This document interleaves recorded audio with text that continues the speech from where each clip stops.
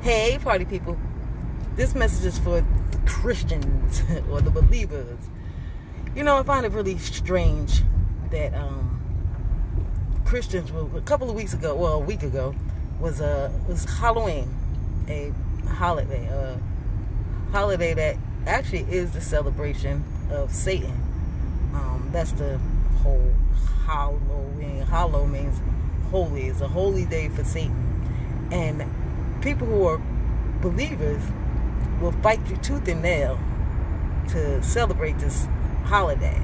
They involve their children, and they say, they make up every kind of excuse in the world as to why it's okay for them to participate in this holiday. And it's just fun. It's about candy. It's not about evil. They're not really honoring Satan. They're just, participating because it's fun. And they will fight tooth and nail. Same thing with Christmas. Talk about Christmas. Christmas is another pagan holiday. And they'll fight tooth and nail to honor that. Or even Easter. Easter is another pagan holiday that they will fight tooth and nail to keep doing, participating. Even stuff like Thanksgiving and Valentine's Day and all of these other man-made holidays that originate from the pagan beliefs, they will fight tooth and nail to participate in it. But when it comes to the holy days that Yah told us that we should keep forever, they will say, "Oh no, that was done away with. That's for Israel. That's not for us." That's the confusing part. That's the part that becomes confusing to me, because the truth of the matter is, people act like Israel or Israelites is a religion. It's not a religion. There was no such thing as religion in the Bible. There was no religions at all. The Bible is about a family, and it's about marriage. That's the whole overall concept of the Bible. Israel is a family. God had a friend named Abraham. He's the only person that the Bible said was God's friend. It did say that David was a man after his heart, but don't really call him his friend. The only person that really said was his friend was Abraham. Abraham didn't have any children. Abraham had a lot of money, a lot of property, a lot of things, and he prayed to God one day. Was like, you know what? I got all this money. I'm one of the richest men in the world, but if I was to die, I don't have any heirs to pass my stuff on to. Like, I can't leave generational wealth because I don't have no generation. It's just me. So if I die, I have to leave all my stuff to my servant. So he didn't really want to do that. So God told him that he was going to give him a son. Yah explained that, I'm going to give you a son. And then he promised him, he made a covenant with him. And he said that I'm going to make you a man of many nations. He said, your descendants will be as many as the sands on the beach. Think of all the sands on the beach. And he said they're going to be a known nation forever. Now, that's a family. Now, he didn't make the nations out of Abraham's son, but he made it out of Abraham's grandson. He had Abraham's grandson named Jacob, and he changed Jacob's name to Israel. That was a man, one person named Israel. Now, Jacob, aka Israel, had 12 sons by 4 baby mamas. He had 4 baby mamas. 2 was his wife, and 2 was his side pieces. We gonna put in today's standards. He had 4 baby mamas, and he had a total of 12 sons out of those people. And when they came to Egypt, they the whole story is one of his sons, Joseph, been put into slavery. He moved to Egypt and became famous and very influential in Egypt, and he brought his family over there. And they gave his whole family area, a block of land that they can live in. And over the years, they became a whole lot of people. This family, these 12 sons had children and grandchildren and great-grands, and they multiplied and became a large nation. And when Jacob, or aka Israel, died, he named all of his sons different tribes, and that's how we get the Israelites. Now, they were they was God's chosen people. He chose these people because of Abraham. They were going to be his people, and he was going to be their God. And that is what the Bible is all about. Now, when Yahushua came, he came only for Israel. That's what he came for Israel. But Israel didn't accept him, so they opened it. They came after the Gentiles. Anybody now, the Gentiles, people who were not Israelites, were called Gentiles. That's it. There was Israelites and there was Gentiles. That's it. Not a religion. People, a family named Israel, and everybody else named Gentiles. That's it. Now, what Yahushua told us to do is to go out and be disciples and spread the word to all the nations.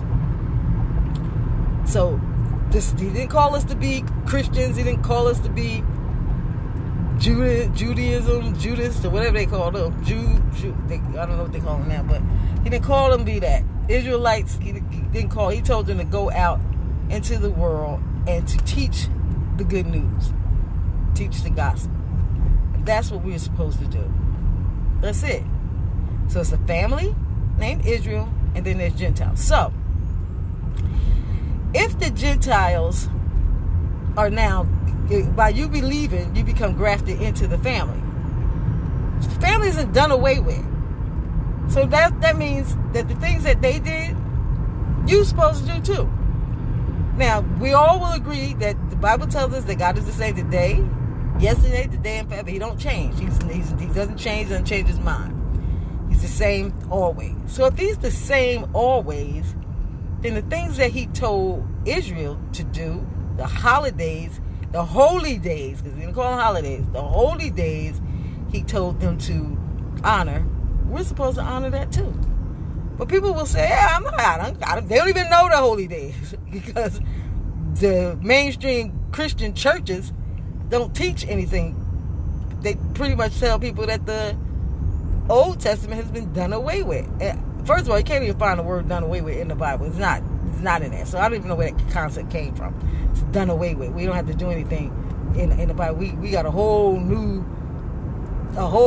thing. I tell you, it's been a minute since I've been to church. I don't go to church because churches is mainstream and they don't really teach the Bible. It's very hard to find a church that actually teaches the truth, like the word, without turning it into a whole new concept that I don't even know where it came from. Because the stuff that I hear people saying today, I'm confused as to where it's all coming from. But there's 7 holy days that we are all supposed to acknowledge and keep forever. So if you're going to fight to keep something, don't fight to keep Halloween. Don't fight to keep Christmas. Don't fight to keep Thanksgiving. Don't fight to keep don't fight to keep Easter. Fight to understand and observe the holy days that we were told that we are supposed to keep forever. Not just Israel, but those who are grafted into the family as well. So if you are a Gentile, or you call yourself, if you're anything other than from the original family of God's chosen people, the Israelites, and you become a person that's grafted into the family. That's like if I have a family and then I go and I adopt somebody outside of that family into my family, that person becomes my family. So what my family do, that person does too. I just adopted that person into my family. I'm not going to have one set of rules for my children and a separate set of rules for the people I adopt. We're all in the same family. So if I adopted you, you are now a part of my family. Same rules that apply in my house for my children will be the same rules that apply to the person I adopted or the people I adopted. So you can't walk around saying that these things are done away with. That's not biblical. It really is not. It's nothing. If he says these are things that I want you to honor forever. Forever means forever. It doesn't mean until people in the church say, I don't want to celebrate that. I'd rather celebrate Halloween because it's fun. These holidays, these holy days are fun too. It's an opportunity for the family to get together. Every single one of them ends in like a holy congregation, meaning that the family get together and the family, you know, have a dinner or a big event. It's fun. It's things to do. You're not going to dress up as a demon. You're going to dress up as a witch. You're not going to dress up as a goblin. But you don't got to dress up as anything. But it's still fun. So you can't just say, oh, we're doing it because it's fun. Why don't you celebrate the holy days that are fun to celebrate, the participate in, and do the things that God tells us to do? Because if you're grafted into the family, you're now adopted.